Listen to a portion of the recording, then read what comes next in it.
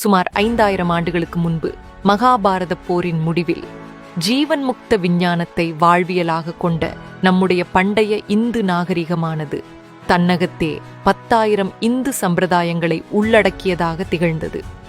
அது 60 லட்சம் சதுர கிலோமீட்டருக்கும் மேற்பட்ட நிலப்பரப்பில் உலகம் முழுவதும் 56க்கும் மேற்பட்ட நாடுகளில் 200 மாநிலங்களில் 1700 சமஸ்தானங்களில் தினசரி வாழ்வியலாக நடைமுறையில் இருந்தது.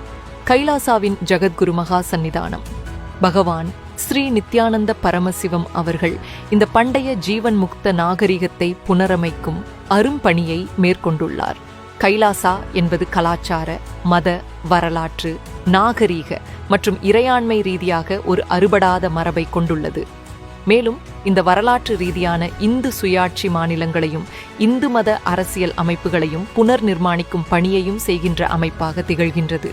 கைலாசா மூலம் அறுபடாத சங்கிலியாக தொடர்ந்து வரும் இந்த பண்டைய இந்து நாடுகள் சர்வதேச வழக்கப்படி, குறிப்பாக தொடர்ச்சியின் கோட்பாட்டின்படி கைலாசாவுக்கு சட்டப்பூர்வ அங்கீகாரத்தை அளிக்கிறது. தொடர்ச்சியின் கொள்கை அடிப்படையிலான சர்வதேச சட்டமானது ஒரு நாட்டில் ஏற்பட்ட மாறுதல்கள், அரசாங்க மாறுதல்கள், நிலப்பரப்பு சீரமைப்புகள், இராணுவ ஆக்கிரமிப்பின் போது எடுக்கப்பட்ட நடவடிக்கைகள் அல்லது பிற உள்நாட்டு மாற்றங்கள் போன்றவை எதுவும் ஒரு நாட்டின் இருப்பை மறுக்க முடியாது. மேலும் மேற்சொன்ன இவை யாவும் ஒரு நாட்டின் சட்டப்பூர்வ தன்மையையோ சர்வதேச கடமைகளையோ இடையூறு செய்யாது என்பதை உறுதி செய்கிறது. உடன்படிக்கைகள் தொடர்பாக மாநிலங்களின் வாரிசு மீதான வியன்னா மாநாடு 1978ஆம் ஆண்டு தீர்மானமானது மாநில வாரிசு அல்லது தொடர்ச்சியின் போது கடைபிடிக்கப்பட வேண்டிய சட்ட விதிமுறைகளை வரையறுத்ததன் மூலம் தொடர்ச்சியின் கொள்கையை தெளிவாக விளக்குகின்றது. சர்வதேச சட்டம் ஒரு நாட்டின் அடையாளத்தை அங்கீகரிப்பதன் மூலம் அந்நாட்டின் சட்டப்பூர்வ தன்மையை அங்கீகரிக்கின்றது. இந்த கொள்கை அல்லது பார்வை அக்குறிப்பிட்ட நாடு அந்நிய ஆட்சியால் இணைத்துக் கொள்ளப்பட்ட போதும் அல்லது ஆக்கிரமிக்கப்பட்ட போதும் கூட நீடிக்கின்றது. இதுபோன்ற சந்தர்ப்பங்களில் கூட மாநிலத்தின் சட்ட ஆளுமை தொடர்ந்து நிலைத்திருப்பதாக கருதப்படுகிறது. இது அதன் அடுத்தடுத்த மீள் உருவாக்கத்திற்கு வழிவகை ஏற்படுத்துகிறது. வியன்னா காங்கிரஸ் 1815ஆம் ஆண்டு தீர்மானத்திற்கு பிறகு மீண்டும் உருவாக்கப்பட்ட போர்த்துகல் மற்றும் ஜெனோவா போன்ற நாடுகள் இதற்கான உதாரணங்களாக திகழ்கின்றன. இது 18ஆம் நூற்றாண்டில் நிகழ்ந்தது. ஆயினும் சமீபத்தைய உதாரணங்களாக 2ஆம் உலகப் போருக்கு பிறகு மீண்டும் உருவாக்கப்பட்ட போலந்து, எத்தியோப்பியா, செக்கோசிலோவாக்கியா, அல்பேனியா மற்றும் ஆஸ்திரியா ஆகிய நாடுகள் உள்ளன. ஒரு நாடு தனது நிலப்பரப்பை இழந்தாலும் அது தொடர்ந்து இருக்கின்றது. அதன் சுயமரியாதை மற்றும் சர்வதேச சட்டப்பூர்வ தன்மை தொடர்கின்றது. திபெத்தின் ஆன்மீக மற்றும் தற்காலிக தலைவர் தலாய் லாமா இந்த கொள்கைக்கு உதாரணமாக இருக்கின்றார். 1959ஆம் ஆண்டில் தலாய் லாமா தன்னுடைய நாட்டிலிருந்து வலுக்கட்டாயமாக நாடு கடத்தப்பட்டார். அவர் பல சவால்களை எதிர்கொண்ட போதும் தலாய் லாமா திபெத் சுயாட்சி பெறுவதற்கும் திபெத்தின் கலாச்சார பண்பாட்டு விழுமியங்களை பாதுகாப்பதற்குமான உலகளாவிய ஆதரவினை பெறுகின்றார். அதேபோல் 1309ஆம் ஆண்டு முதல் 1376ஆம் ஆண்டு வரை கத்தோலிக்கத்தின் போப் நாடு கடத்தப்பட்டு அவினியோனில் இருந்தார்கள். ஆனாலும் போப் அவர்கள் ரோம் திரும்பிய பிறகு அந்த மாநிலத்தின் தலைவராகவும் தேவாலயத்தின் தலைவராகவும் அங்கீகரிக்கப்பட்டார்கள். அதேபோல் 1861ஆம் ஆண்டில் போப்பிற்குரிய பெரும்பாலான பகுதிகள் பறிக்கப்பட்டன. போப்பின் இருப்பிடம் மற்றும் அதற்கு தொடர்பான சில இருப்பிடங்களைத் தவிர எந்த தனி நிலமும் இல்லை. இருப்பினும் அவரது தற்காலிக அதிகாரங்கள் அங்கீகரிக்கப்பட்டன.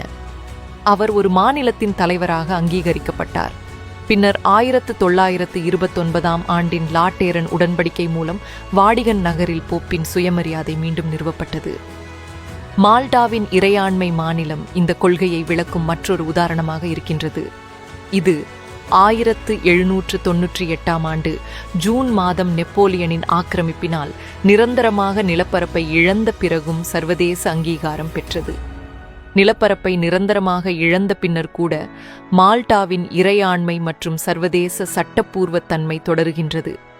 பல வருடங்களுக்கு பிறகு 1894 ஆண்டில் இந்த மன்றம் ரோமில் அமைந்தது மற்றும் மாஜிஸ்ட்ரல் அரண்மனை மற்றும் மாஜிஸ்ட்ரல் வில்லா எனும் 2 சொத்துகளும் வாங்கப்பட்டன.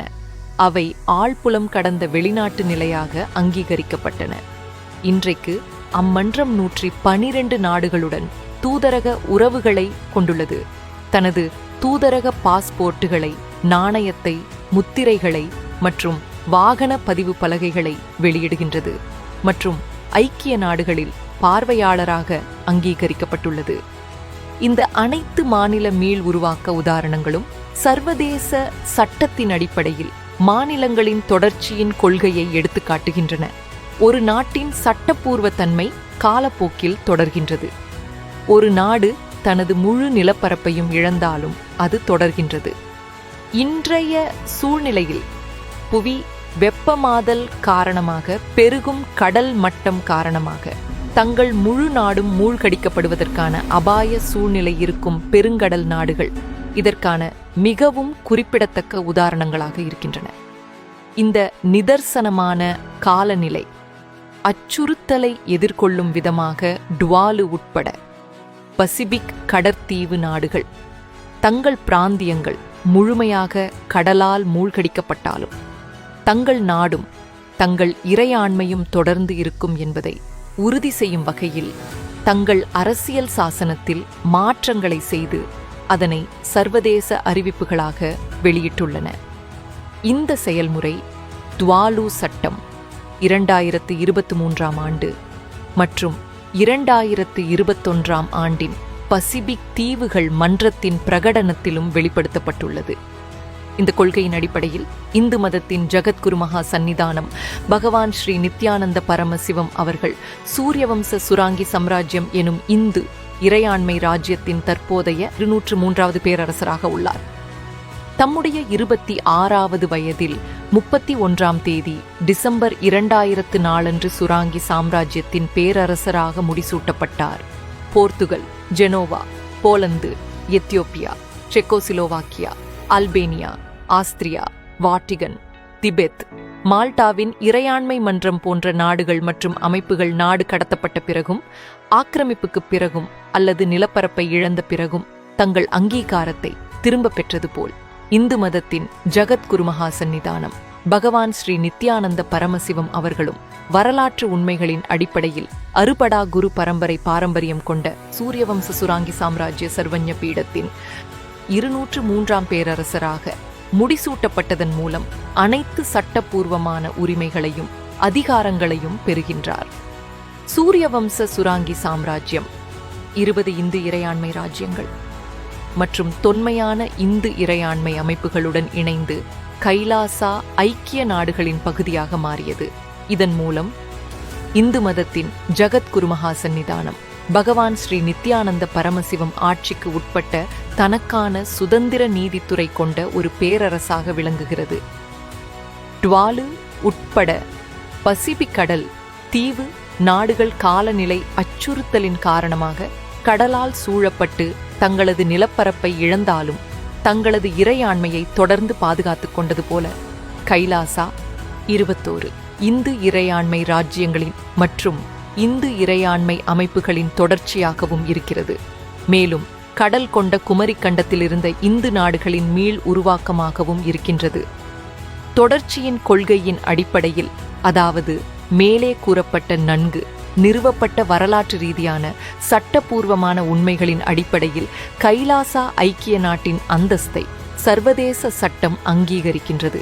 உலகில் இந்துக்களுக்கான முதல் தேசமான கைலாசாவின் பாகமாக குடியுரிமை பெறுங்கள். https kailasa-ecitizen.info